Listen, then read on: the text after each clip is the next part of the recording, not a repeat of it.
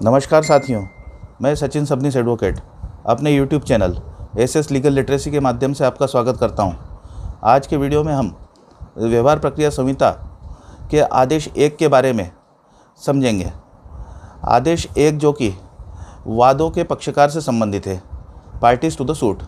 जब यह कहा जाता है कि दीवानी प्रकरण में पार्टीज टू द सूट कौन होगा, तब ध्यान में आता है कि वादी व प्रतिवादी ये इसके दावे के पक्षकार होंगे। लेकिन जब एक से अधिक वादी की बात आती है या एक से अधिक प्रतिवादीगण की बात आती है, तब ये विचार में आता है कि कौन कौन लोग बतौर वादी जुड़ सकते हैं, एक साथ मिलकर दावा लगा सकते हैं, कौन कौन लोग जो है वो उनको एक दावे में प्रतिवादी बनाया जा सकता है, उन्हें माने एक से अधिक प्रतिवादियों को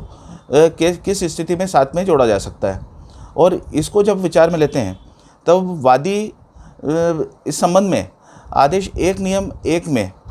व्यवस्था की गई कि कौन कौन वादी साथ में मिलकर वाद प्रस्तुत कर सकते हैं। तो इसमें बताया गया कि आदेश 1 नियम 1 में हु में बी जॉइंड एज प्लेंटिफ। अब इसको देखते हैं तो ये बताएगा कि कोई एक्ट और ट्रांजैक्शन या सीरीज ऑफ एक्ट और ट्रांजैक्शन, कार्य या संव्यवहार ऐसा हो जिसमें कई लोगों को जो साथ में उनको इस एक्ट या ट्रांजैक्शन की वजह से उनको अनुतोष पाने के अधिकार उत्पन्न होते हैं। तो वे सभी लोग जिनको कि ऐसे कार्य या संव्यवहार से अनुतोष पाने के अधिकार उत्पन्न होते हैं, वे एक साथ मिलकर वादी बन सकते हैं और वादी बनकर एक ही वाद में जो है वह वाद प्रस्तुत कर सकते हैं। आदेश 1 नियम 1 में यह भी कहा गया कि यदि ऐसे लोग सभी जिनको एक ही कार्य और संव्यवहार से अनुतोष के अधिकार उत्पन्न होते हैं और ये पृथक पृथक अगर वाद प्रस्तुत करेंगे तो एक common question of law and fact would arise. माने इस तरीके से अगर अलग अलग वाद प्रस्तुत करने पर विधि और तथ्य का कोई सामान्य प्रश्न उत्पन्न होगा, कोई कॉन्ट्रडिक्शंस होने की संभावना उत्पन्न होगी। सारी जो गवाह आएगी, जो बयानात होंगे सारे, वो एक संव्यवहार के संबंध में होंगे। अब अगर उस संबंध में सब जने अलग अलग वाद प्रस्तुत करते हैं तो ये स्थिति बन सकती है कि एक वाद में कुछ और फाइंडिंग आए, दूसरे वाद में कुछ और फाइंडिंग आएगी,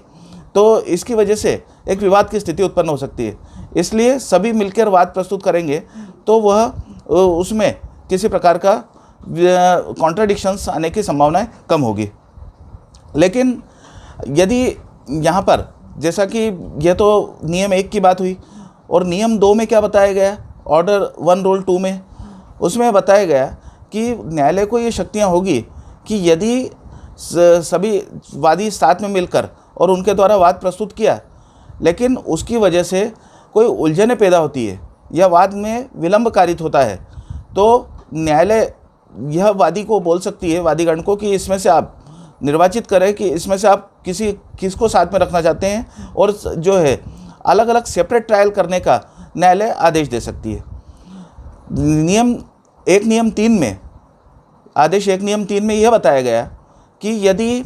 जैसा वादी के बारे में हमने बात की कि कौन कौन साथ शामिल हो सकता है, वैसे प्रतिवादी के लिए ये आया कि हु में बी जॉइंड एज डिफेंडेंट, कौन कौन प्रतिवादीगण के रूप में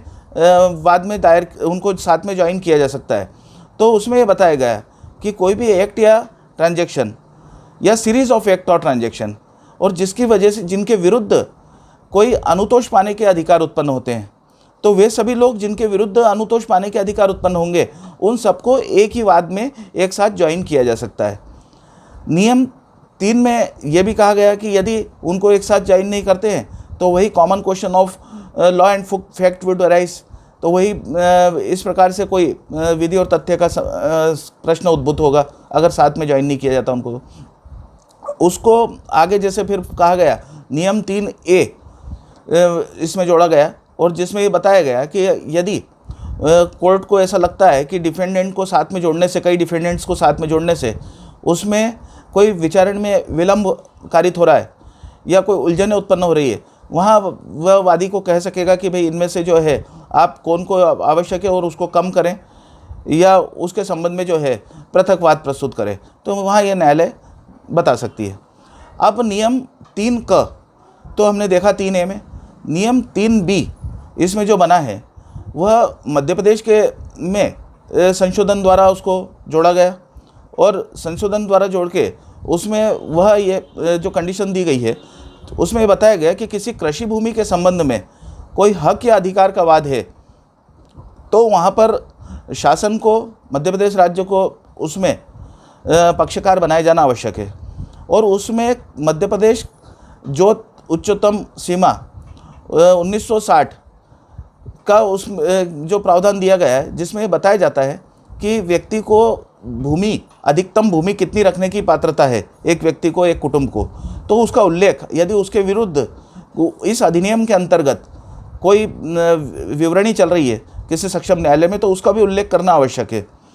साथ ही यदि विवरणी नहीं चल रही है तो वह फॉर्मल रूप से शासन को उसमें प्रतिवादी संयोजित करेगा बाद में। इस नियम में यह बताया गया है कि यदि शासन को अगर पक्षकार नहीं जोड़ा जाता है तो वैसी स्थिति में न्यायालय वाद में आगे कार्रवाई के हेतु अग्रसर नहीं होगा, और वादी को यह अवसर देगा कि वह सर्वप्रथम मध्य प्रदेश शासन को, मध्य प्रदेश राज्य को उसमें बतौर पक्षकार संयोजित करे। नियम 4 के संबंध में यह कहा गया, नियम 4 में, कि कोर्ट में गिव जजमेंट फॉर और अगेंस्ट वन और मोर ऑफ जॉइंट पार्टीज। नियम 4 में मूल रूप से ये बताया गया है कि यदि एक से अधिक वादी है तो न्यायालय एक वादी के हक में भी निर्णय पारित कर सकता है या सभी वादियों के हक में निर्णय पारित कर सकता है। दावे में अगर एक से अधिक प्रतिवादी है तो न्यायालय एक प्रतिवादी के विरुद्ध भी निर्णय पारित कर सकता है या एक से अधिक प्रतिवादियों के विरुद्ध निर्णय पारित कर सकता है। उसमें न्यायालय ये आवश्यक नहीं है कि न्यायालय इसमें वादी से या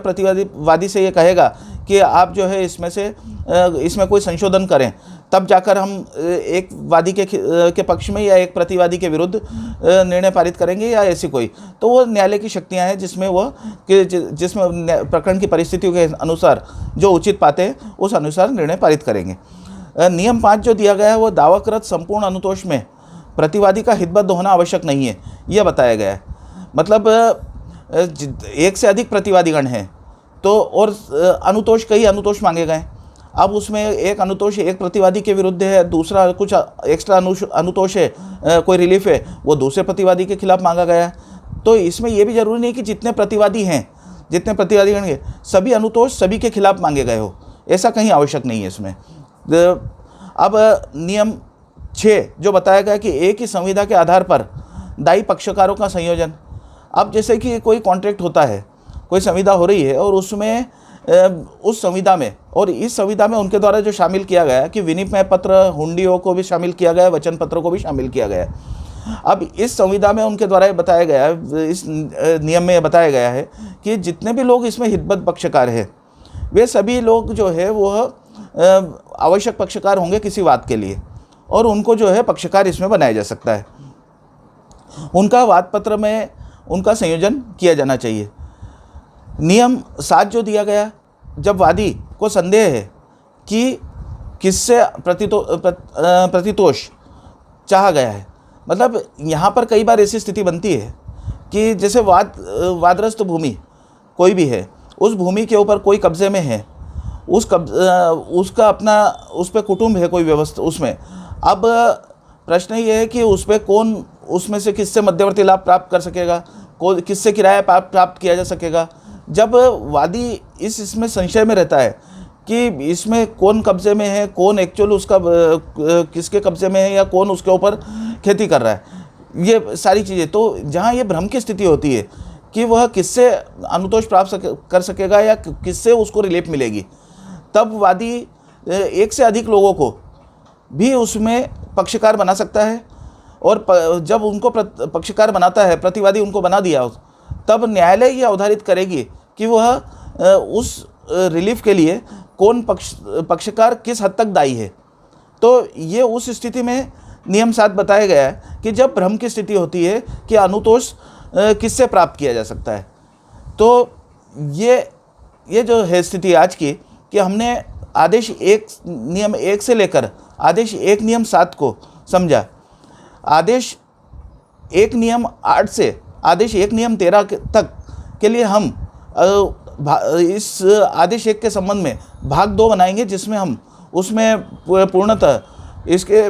प्रतिनिधित्ववाद जो आदेश 1 नियम 8 है, आदेश 1 नियम 9 जो है कुसंयोजन और असंयोजन, और इसके अलावा पक्षकारों को कैसे जोड़ना है, उसके संबंध में हम अगले वीडियो में समझेंगे। आपको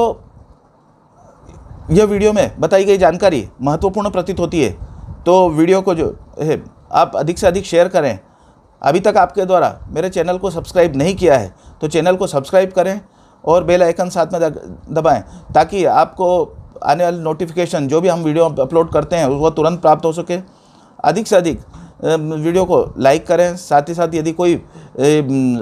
विधि के प्रावधानों के संबंध में प्रश्न है तो आप अपने मेरे इस वीडियो के कमेंट्स बॉक्स में भी उसको लिख सकते हैं। जय हिंद।